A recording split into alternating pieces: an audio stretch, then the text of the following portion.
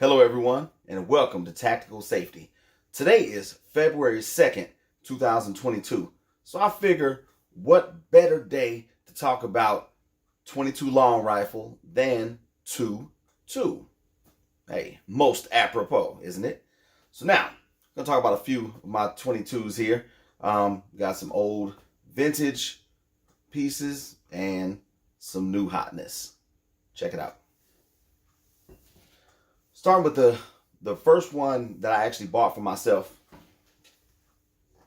which I said on a previous video, is my little Taurus PT22. This one has, I think it's, let's see, yep, 8+1 capacity, and it has the flip-up barrel, which is pretty cool. Super easy to clean this weapon. Like I said, this thing was only like, I think, 140 bucks, brand new. Now, next I bought, I love Ruger. Ruger is one of my favorite weapons, just like Glock is too. Now, my Ruger, or one of them, check this one out. This is my 10/22 rifle, which I also got when I was in the Air Force. This one has, the magazines that came with it are those ridiculous looking 10-round rotary mags, which are garbage anyway. So what I have for this one, this is actually a BX-15 round. It's called a BX-15 by Ruger. 15 round mag that came with my 10/22 Charger right here. But I use that on occasion. But usually I use one of these right here. This is a BX-25. I call it the double up mags because you have 25 rounds here. And then when you get done with those, all you do is flip it over and you got another 25 rounds right here. So total of a 50 round capacity. And these mags don't even cost that much. Now, back when I bought this, it was around 97, 98, something like that. That was when that crime bill was in effect. So couldn't even get any magazines that were greater than 10 round capacity, because then I had I don't know if any of y'all remember the Butler Creek clear mags that were the 10 round mags. And then they were the banana shaped mags like that, but they only hold 10 rounds. And then you could clip two of them together, and then the clips would always break. So then I had zip ties holding them together. I mean, it looked ridiculous. I might still have one around here sitting somewhere. But on this weapon here, see, I have a muzzle device on this one, so I can attach a can to it. That's suppressor or silencer. And got a regular scope on this one with riser mounts. So that way, the cool thing about riser mounts is that you can still look through your factory sights without the scope obstructing the picture. Yep. And like I said, this one, it's a good all-around rifle, plinking and everything. A lot of fun to shoot. There's another one of my Rugers. This one is the 10/22 Charger. It's not actually a rifle because it has like I think it's a 10.5-inch barrel, and it came with the bipod, as you can see, which legs fold up nice and neat out of the way. And this one comes with threaded barrel, so you can attach a can to it. Now this is a takedown model, which means that you hit this lever right here, boom. Put it in a smaller bag. And then also this one's got a lot of extras on it. This is, I'm actually gonna replace this red dot because it's kind of bulky.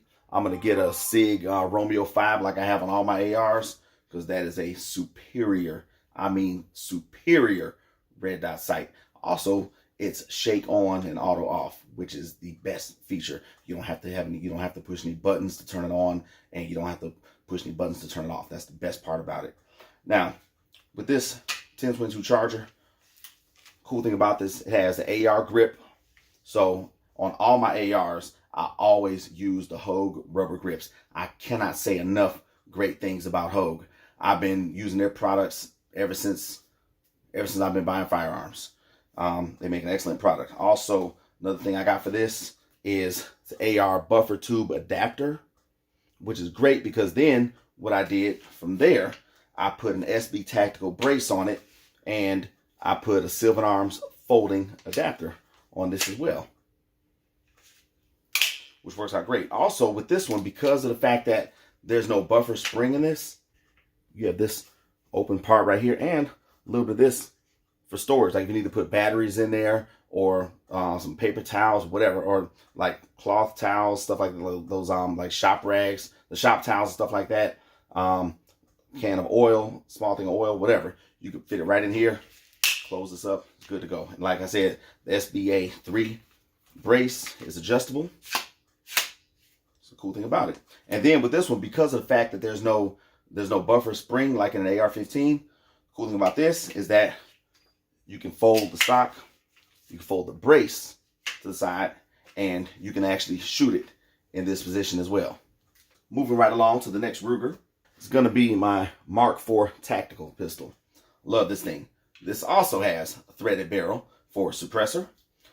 This comes with Picatinny rail at the top and the bottom, because I'm thinking about getting a micro red dot for this. Maybe. We'll see. I'm kind of on the fence about that, because these factory sights are pretty much non-existent on here. You see, they don't have any kind of paint markings at all. They're extremely difficult to use.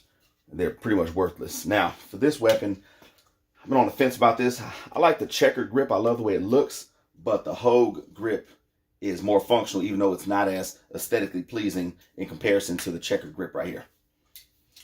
With this weapon, this has 10 round capacity. These are the mags that come with this. And I got a speed loader for this one. I think it's in my range bag. That way, because you have to hit this lever right here in order to load your rounds. And then after you load a few of these things, your thumbs start to get sore. That's why the speed loader comes in handy. And I will put a link to the speed loader in the description. Now, another 22, actually a family heirloom given to me. I got a few that were given to me. This is one of them right here. This is actually a bolt action 22. Yep, 22 long rifle bolt action. Also, something that's unique about this is, look at this stock. You can fold this down, and so you can sit there and shoot this, and you have a forward grip. Then it folds back, locks up excellent. It's not flimsy at all. You don't have to worry about shooting this. If you're holding it like this, you don't have to worry about this thing falling down on you. No, it's spring loaded, and you have to grab this thing and pull it down in order to use it. Now, this other 22 here, this is also a family heirloom that was given to me. This is a lever action 22. Very rare. See, that's the lever action right there. And with this one, you load your rounds in right here in that rod right there. Because what you have to do is hit this lever right here, and then you pull the tube out. And then pull the tube out, and then you can load your rounds in. Another 22 vintage rifle that I have. This was a semi-automatic. Same kind of action as the Ruger 1022 and 1022 Charger. And also with this one, like the lever action, you also load it from the tube right here below the barrel. Now, another one that's very nice that I haven't had too long is the Glock 44. Now, the thing about the Glock 44 is 22 long rifle. So it's a great weapon. The cool thing about the Glock 44 22 long rifle is that it's the exact same dimensions as the Glock 19 and the Glock 23. The 19 is 9mm, 15 plus 1. The 23 is 40 caliber, 13 plus 1. And like I said, my 23, I've had this weapon for over 20 years now and never had a problem with it. I've used it on duty as well as for concealed carry. And these are all excellent weapons. I believe Glock came out with the 44 because that way you could have practice with 22 and it still has the same grip feel as the larger caliber counterparts. The Glock 44 only has 10 round capacity, 10 plus 1. These are the mags that it comes with right here. Now, the good thing about these mags is that the levers right here to compress the spring in order to load the mags, they're large and really easy to manipulate. Now, these are the Pro Mag Glock 44 mags. These hold 18 plus 1. So you got almost double the capacity. But the drawback to these is that the little levers to compress the spring, they're way smaller than the Glock mags. much smaller. But the solution for that is this. Like I said, I'm gonna put a link for this also. It's on Amazon. This is the speed loader for the Pro Mag, Glock 44 mag. Just slide it over like this, and then hold this like this. Boom. Load your magazine up with ease and with confidence. So thank you for sticking around to the end of the 22 special video on February 2nd, 2022. And remember, stay armed, stay vigilant, and stay tactical. We'll see y'all on the next video.